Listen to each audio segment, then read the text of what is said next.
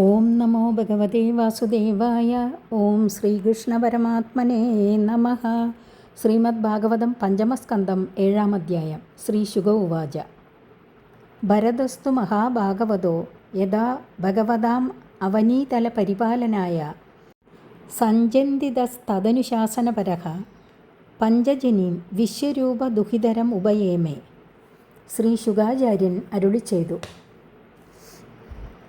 ജ്ഞാനാദിഗുണ പരിപൂർണനായ ഭഗവാൻ ഋഷഭദേവൻ ഭഗവാനിൽ പരമഭക്തനായ ഭരതനെ ഭൂമി പരിപാലനത്തിനായി നിയോഗിച്ചപ്പോൾ ആ കൽപ്പനയെ നിർവഹിപ്പാൻ തത്പരനായ ഭരതൻ ധർമാനുഷ്ഠാനത്തിൻ്റെ അംഗമായിട്ട് വേദത്താൽ നിശ്ചയിക്കപ്പെട്ടിരിക്കുന്ന പത്നിയെ സ്വീകരിപ്പാൻ നിശ്ചയിച്ചു. വിശ്വരൂപപുത്രിയായ പഞ്ചജനിയെ വിവാഹം ചെയ്തു. തസ്യ മുഖവ ആത്മജാൻ കാൽസ്യന്യേനാനുരൂപാനാത്മനഃ പഞ്ചജനയാമാസ ഭൂതാതിരിവ ഭൂതസൂക്ഷ്മാണി. ആ ഭാര്യയിൽ ഭരതൻ എല്ലാവിധത്തിലും തനിക്ക് അനുരൂപന്മാരായ 5 പുത്രന്മാരെ, താമസാഹങ്കാരം ശബ്ദസ്പർശാദികളായ 5 സൂക്ഷ്മഭൂതങ്ങളെ എന്ന പോലെ ജനിപ്പിച്ചു. സൂക്ഷ്മഭൂതങ്ങളുടെ അന്യോന്യ സമ്മേളനത്താൽ അനന്ത ഭൗതിക പദാർത്ഥങ്ങൾ ഉണ്ടായതുപോലെ ഭരതസന്താനങ്ങളിൽ നിന്നും വംശത്തിന് മഹത്തായ അഭിവൃദ്ധി ഉണ്ടായി. സുമതിം രാഷ്ട്രബുദ്ധം സുദർശനമാവരണം ധൂമ്രകേതുമിതി അജനാഭം നാമൈതദ്വർഷം ഭാരതമിതി യഥ ആരഭ്യ വ്യപദിശന്തി. സുമതി, രാഷ്ട്രഭൃത്, സുദർശനൻ, ആവരണൻ, ധൂമ്രകേതു എന്നാണ് 5 പുത്രന്മാരുടെ നാമധേയങ്ങൾ. അതുവരെ അജനാഭം എന്നുപേരായിരുന്ന ഗണ്ഡത്തെ ഭരതമഹാരാജാവിൻ്റെ ധർമ്മഭരണത്തെക്കുറിച്ച് ആനന്ദിച്ച ജനങ്ങൾ ആ മഹാരാജാവിൻ്റെ സ്മരണം എന്നും നിലനിൽക്കണമെന്നുള്ള വിചാരത്താൽ ഭാരതം എന്ന് വിളിച്ചു വന്നു. സ ബഹുവിന്മഹീപതീഃ പിതൃപിതാമഹവധുരു വത്സലതയാ സ്വേ സ്വേ കർമ്മണി വർത്തമാനാഃ പ്രജാ സ്വധർമ്മമനുവർത്തമാനഃ പര്യപാലയത്. സർവജ്ഞനായ ആ രാജാവ് തൻ്റെ പുത്രന്മാരെ പോലെ അവരവരുടെ വിഹിതകർമ്മങ്ങളിൽ നിഷ്ഠയോടുകൂടിയിരിക്കുന്ന പ്രജകളെ സ്വധർമ്മനിഷ്ഠയോടുകൂടിയവനായിട്ട് വേണ്ടവിധം സംരക്ഷിച്ചു. ഈജേജ ഭഗവന്തം യത്നക്രതുരൂപം ക്രതുഭിരുച്ചാവജൈഃ ശ്രദ്ധയാ ഹൃദാഗ്നിഹോത്ര ദർശ പൂർണ്ണമാസ ചാതുർമാസ്യ പശു സോമാനാം പ്രകൃതി വികൃതി ബിരനുസവനം ചാതുർഹോത്ര വിധിന. രാജാവിൻ്റെ സ്വധർമ്മനിഷ്ഠയെ വിവരിക്കുന്നു. യൂപങ്ങളോട് കൂടിയവ ക്രതുക്കൾ, യൂപങ്ങളില്ലാത്തവ യത്നങ്ങൾ. ഈ 2 വിധ കർമ്മങ്ങളും ഭഗവാന്റെ സ്വരൂപം തന്നെ എന്നാണ് വേദവിധി. അപ്രകാരമിരിക്കുന്ന ഭഗവാനെ ആ 2 വിധ കർമ്മങ്ങൾ കൊണ്ടും രാജാവ് പൂജിച്ചു. അഗ്നിഹോത്രം, ദർശം, പൂർണ്ണമാസം, ചാതുർമാസ്യം, പശുക്കളെ കൊണ്ടും സോമലതയെ കൊണ്ടും നടത്തുന്ന യത്നങ്ങൾ ഇവയെല്ലാം രാജാവിൻ്റെ സ്വധർമ്മങ്ങളാകയാൽ ആവക കർമ്മങ്ങളെ നടത്തുവാൻ ഉചിതങ്ങളായ കാലങ്ങളിൽ അവയെ ശ്രദ്ധാപൂർവം അനുഷ്ഠിച്ചു. സകലങ്ങളായ അംഗങ്ങളോടും കൂടി നടത്തുന്ന കർമ്മങ്ങൾക്ക് പ്രകൃതികളെന്നും അംഗങ്ങളിൽ അവശ്യം സ്വീകരിക്കേണ്ടതായ ചിലതിനെ സ്വീകരിച്ചും ചിലതിനെ ഉപേക്ഷിച്ചും നടത്തുന്ന കർമ്മങ്ങൾക്ക് വികൃതികളെന്നും പറയാറുണ്ട്. ഹോതാവ് മുതലായ 4 പേർ കൂടി നടത്തുന്ന കർമ്മമാണ് ചാതുർഹോത്രം. ഈ വിധി അനുസരിച്ച് അതാതവസരങ്ങളിൽ അങ്ങനെയുള്ള കർമ്മങ്ങൾ കൊണ്ട് ഭഗവാനെ ആരാധിക്കുകയും ചെയ്തു. സംപ്രചരൽസു നാനായാഗേഷു വിരചിതാംഗക്രിയേഷ്വപൂർവം യത്തത് ക്രിയാബലം ധർമാഖ്യം പരേ ബ്രഹ്മണി യത്നപുരുഷേ സർവദേവതാലിംഗാനാം മന്ത്രാണാം അർത്ഥനിയാമകതയാ സാക്ഷാത് കർത്തരി പരദേവതായാം ഭഗവതി വാസുദേവ ഏവ ഭാവയമാന ആത്മനൈപുണ്യമൃദിത കഷായോ ഹവി അധ്വർയുഭിർ ഗൃഹ്യമാണേഷു സ യജമാനോ യത്നഭാജോ ദേവാംസ്താൻ പുരുഷാവയവേഷഭ്യധ്യായത്. വേണ്ട എല്ലാ അംഗങ്ങളും സമ്പാദിച്ചും കർമ്മങ്ങൾ നടത്തിയും കൊണ്ട് നാനായാഗങ്ങൾ കഴിച്ചു. ആ കർമ്മങ്ങൾ നിമിത്തം ധർമ്മം എന്ന പേർ പറയപ്പെടുന്ന യാതൊരു അപൂർവബലം സിദ്ധിക്കുമോ അതിനെ മന്ത്രങ്ങളാൽ പ്രകാശിക്കപ്പെടുന്ന ഇന്ദ്രാദി ദേവന്മാരുടെ നിയന്താവും അന്തര്യാമി രൂപേണ തൻ്റെ സാക്ഷാൽ പ്രേരകനുമായ ഭഗവാൻ ശ്രീ വാസുദേവൻ്റെ പ്രസാദത്തിനായി കൊണ്ടുതന്നെ സമർപ്പിച്ചു. നിരന്തര ഭജനം നിമിത്തം മനസ്സിലെ രാഗാദിദോഷങ്ങൾ നീങ്ങിയിരുന്നതുകൊണ്ട് സ്വർഗാദി ലോകഭോഗങ്ങളിൽ അല്പവും ആഗ്രഹമുണ്ടായിരുന്നില്ല. കർമ്മം നടത്തുന്നവർ അഗ്നിയിൽ ഹോമിപ്പാനായി ഹവിസ്സെടുത്ത് മന്ത്രം ഉച്ചരിക്കുമ്പോൾ യജമാനനായ ആ മഹാരാജാവ് മന്ത്രദേവതകളായ സൂര്യാദി ദേവന്മാരെ ശ്രീ വാസുദേവൻ്റെ നേത്രാദികളായ അംഗങ്ങളിൽ വസിക്കുന്നവരായിട്ട് ധ്യാനിച്ചു.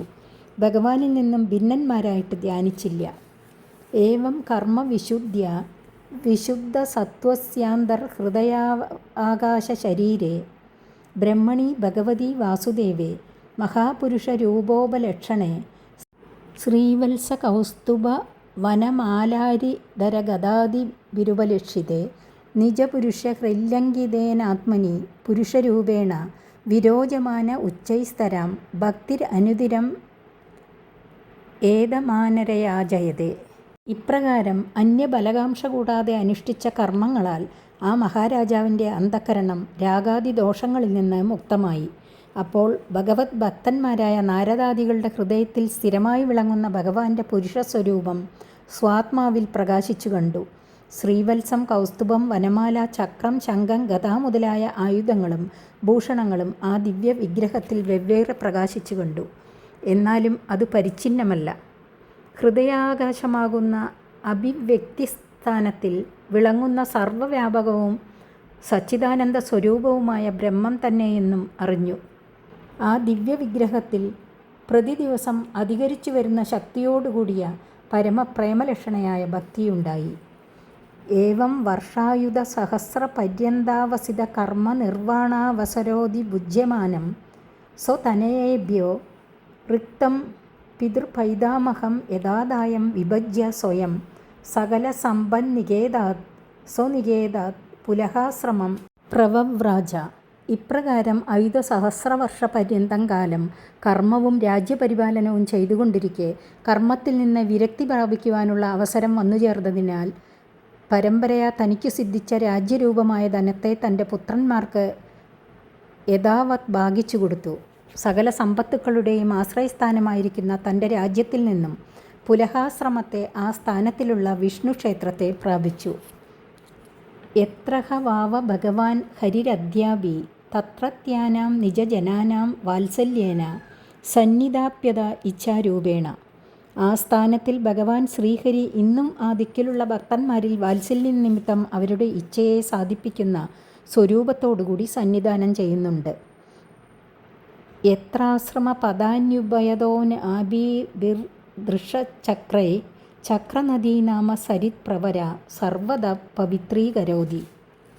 അവിടെ ആശ്രമസ്ഥാനങ്ങളുടെ 4 ഭാഗങ്ങളെയും മുകളിലും താഴത്തും ദ്വാരങ്ങളുള്ള സാളഗ്രാമ ശിലാരൂപങ്ങളായ ചക്രങ്ങളുടെ മധ്യത്തിൽ കൂടി ചക്രനദി എന്നുകൂടി പേരുള്ള ഗണ്ഡകി എന്ന പുണ്യനദി ഒഴുകി പരിശുദ്ധമാക്കുന്നു. ചക്രാകൃതിയിലുള്ള സാളഗ്രാമ ശിലകളുടെ ദ്വാരങ്ങളിൽ കൂടി ഒഴുകുന്നതുകൊണ്ടാണ് ചക്രനദി എന്ന പേരുണ്ടായത്. തസ്മിൻഹ വാവ കിലസ ഏകലഃ പുലഹാശ്രമോഭവനെ വിവിധ കുസുമകിസലയ തുളസീകാംബുഭിഃ കന്ദമൂല ഫലോപഹാരൈശ്ച സമീഹമാനോ ഭഗവത ആരാധനം വിവിക്ത ഉപരത വിഷയാഭിലാഷ ഉപഭൃതോപശമഃ പരാം നിർവൃതിമവാപ. ആ പുലഹാശ്രമത്തിൽ ആ മഹാരാജാവെ ഏകനായി വസിച്ചിട്ട് നാനാവിധ പുഷ്പങ്ങൾ, മനോഹര പല്ലവങ്ങൾ, തുളസി എന്നിവ കൊണ്ടും ജലം കൊണ്ടും കിഴങ്ങുകൾ, ഫലങ്ങൾ മുതലായ നൈവേദ്യങ്ങൾ കൊണ്ടും ഭഗവാന്റെ ആരാധനത്തെ നടത്തിയും സകല വിഷയാശകളിൽ നിന്നും ഉപരതിയെ പ്രാപിക്കയാൽ ചിത്തവൃത്തികളെല്ലാം ഉപശമിച്ചതുകൊണ്ട് ഏകാന്തസ്ഥാനത്തിൽ പരമാനന്ദത്തെ അനുഭവിച്ചു വസിച്ചു. സുഖമുണ്ടാകണമെങ്കിൽ ശാന്തി ഉണ്ടാകണം. അതിനോ വിഷയാശ ശമിക്കണം. അതിന് ഏകാന്തത്തിൽ വസിക്കണം. അല്ലാതെ സുഖാനുഭവം ഉണ്ടാവുവാൻ പ്രയാസമാണെന്ന് വിവരിക്കുന്നു. തയേത്തം അവിരത പുരുഷ പരിചര്യയാ ഭഗവതി പ്രവർദ്ധമാനാനുരാഗ ഭരദ്രുത ഹൃദയ ശൈഥില്യഃ പ്രഹർഷവേഗേനാത്മന്യുദ്ഭിദ്യമാന രോമ പുളക ഔത്കണ്ഠ്യ പ്രവൃത്ത പ്രണയ ബാഷ്പ നിരുദ്ധാവലോക നയന ഏവം നിജരമണാരുണ ചരണാരവിന്ദാനുധ്യാന പരിചിത ഭക്തിയോഗേന പരിപ്ലുത പരമാഹ്ലാദ ഗംഭീര ഹൃദയ ഹ്രദാവഗാഢധിഷ്ണസ്താമഭി ക്രിയമാണം ഭഗവത്സ്യപര്യാം ന സസ്മാര. ഇപ്രകാരം നിരന്തരം ഈശ്വരപൂജ ചെയ്തുകൊണ്ട് ഭഗവാനിൽ അനുരാഗം ഏറ്റവും വർദ്ധിച്ചു വന്നതിനാൽ ഹൃദയം ദ്രവിക്കുകയും പ്രവൃത്തിയിൽ ശൈഥില്യം വന്നുകൂടുകയും ചെയ്യുവാൻ തുടങ്ങി. ആനന്ദത്തിൻ്റെ ശക്തിയാൽ ശരീരത്തിൽ എങ്ങും രോമാഞ്ചമുണ്ടായി. ഭഗവാനിലുള്ള പരമപ്രേമത്താൽ നേത്രങ്ങളിൽ ആനന്ദജലം നിറഞ്ഞതുകൊണ്ട് ഇതര പദാർത്ഥങ്ങളെ കാണുവാൻ കഴിയാതെയായി. തനിക്ക് പരമാനന്ദത്തെ നൽകി രമിപ്പിക്കുന്ന പരമേശ്വരൻ്റെ അരുണനിറമുള്ള പാതാരവിന്ദങ്ങളുടെ നിരന്തര ധ്യാനത്തോടുകൂടി പരിചയിച്ച ഭക്തിയോഗത്താൽ എങ്ങും നിറഞ്ഞിരിക്കുന്ന പരമാനന്ദത്തോടുകൂടിയ അഗാധമായ ഹൃദയമാകുന്ന ഹ്രദത്തിൽ ബുദ്ധി മുങ്ങിയിരിക്കയാൽ താൻ ചെയ്തുകൊണ്ടിരിക്കുന്ന ഭഗവത് പൂജയെ കൂടി സ്മരിച്ചില്ല. ബുദ്ധിവൃത്തി ആനന്ദത്തിൽ ലയിച്ചതിനാൽ സ്മരിപ്പാനുള്ള കർത്താവില്ലാതെയായിത്തീർന്നു. ഇത്തം ധൃത ഭഗവത് വ്രത ഐണേയാജിന വാസാസ അനുസവനാഭിഷേകാർദ്ര കപിശ കുടില ജഡ കലാപേന ച വിരോചമാനഃ സൂര്യർച്ച ഭഗവന്തം ഹിരൺമയം പുരുഷമുജ്ജിഹാനെ സൂര്യമണ്ഡലേപ്യുപതിഷ്ഠന്നേതതു ഹോവാച. ഇപ്രകാരം ഭഗവാനെ സേവിക്കുന്നതായ വ്രതങ്ങൾ ആചരിച്ചും കൃഷ്ണമൃഗത്തോലാകുന്ന വസ്ത്രം ധരിച്ചും 3 നേരവും സ്നാനം ചെയ്യുന്നതുകൊണ്ട് നനഞ്ഞും കപിശ നിറത്തോടുകൂടിയും ഇരിക്കുന്ന കുടില ജടാഭാരത്താൽ ശോഭിച്ചു കൊണ്ടിരിക്കുന്ന ആ ഭക്തൻ സൂര്യമഹിമയെ പ്രകാശിപ്പിക്കുന്ന മന്ത്രത്താൽ സൂര്യമണ്ഡലത്തിൽ വസിക്കുന്ന ഹിരൺമയനായ ഭഗവാനെ ഭജിക്കുവാനായിട്ട് സൂര്യമണ്ഡലം ഉദിച്ചുയർന്നു വരുന്ന സമയത്തിൽ ഇപ്രകാരം സ്തോത്രം ചെയ്തു. പരോരജസ്സ വിദുർജാതവേദോ ദേവസ്യ ഭർഗോ മനസേദം ജജാന സുരേതാസാദ പുനരാവിശ്യ ജഷ്ടേ ഹംസം ഗൃധ്രാണം വൃഷദൃംഗിരാമിമഹ. പ്രകൃതി സംബന്ധമില്ലാതെ പരിശുദ്ധമായിരിക്കുന്നതും സകല പ്രാണികളുടെയും കർമ്മഫലമാകുന്ന ധനത്തെ നൽകുന്നതുമായ സൂര്യദേവൻ്റെ തേജസ്സിനെ ഞാൻ ശരണം പ്രാപിക്കുന്നു. യാതൊരു തേജസ് സ്വസങ്കല്പശക്തിയാൽ ഈ കാണപ്പെടുന്ന ചരാചരാത്മക ലോകത്തെ സൃഷ്ടിക്കുകയും തൻ്റെ ചിച്ചക്തിയോടുകൂടി ആ ലോകഹൃദയത്തിൽ പ്രവേശിച്ചിട്ട് അന്തര്യാമി രൂപേണ പരിപാലിക്കുകയും മനുഷ്യരുടെ ബുദ്ധ്യാദികളായ ഇന്ദ്രിയങ്ങൾക്ക് ഗതിയെ നൽകുകയും വിഷയസുഖത്തെ കാക്ഷിക്കുന്ന ജീവനെ കാണുകയും ചെയ്യുന്നു. അതിനാൽ ഈ സൂര്യതേജസ് ആ പരമപുരുഷൻ്റെ തേജസ് തന്നെയാകുന്നു. ഗായത്രി മന്ത്രാർത്ഥത്തെ സംഗ്രഹിച്ചിവിടെ കാണിച്ചിരിക്കുന്നു. 7-ാമത്തെ അധ്യായം സമാപിച്ചു. 8-ാമത്തെ അധ്യായം അടുത്ത ദിവസം. ഹരി ഓം.